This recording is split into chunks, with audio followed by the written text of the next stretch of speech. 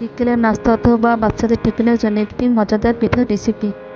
ওয়ালাইকুম এভরিওয়ান, সবাই কেমন আছেন? আলহামদুলিল্লাহ, আমিও ভালো আছি। তৈরির জন্য প্রথমে কুসুম গরম পানির মধ্যে দিয়ে দেব বেকিং পাউডার, সামান্য পরিমাণ লবণ, মেজারমেন্ট কাপের 1 কাপ চিনি।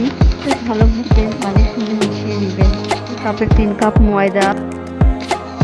এটা আপনারা ইচ্ছে মতো দিতে পারেন, কম বেশ করে দিতে পারেন, যে যেমন খান সে তেমন দিতে পারেন, বেশি দিতে পারেন আবার কমও দিতে পারেন। এটা ভালোভাবে মিশিয়ে নিব, আমাদের দলা পেকে ভালোভাবে ফুলবে না।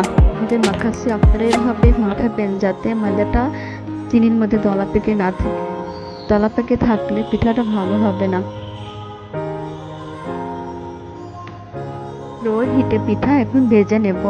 একটা কেকের মতো খেতে অনেক সুস্বাদু ও মজাদার। এভাবে বাসায় বানিয়ে সকালে অথবা বিকালে নাস্তা হিসাবে খেতে পারেন। বাচ্চাদের অনেক পছন্দনীয় খাবার এটা। পিঠা এটা বড় ছোট সকলের পছন্দনীয় খাবার।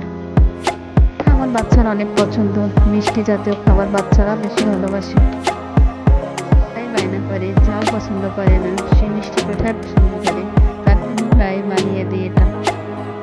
আপনাদের আমি দেখাচ্ছি, দেখেন এটা তো দেখতে কত সুন্দর, লোভনীয়, খেতেও এমন অনেক মজাদার।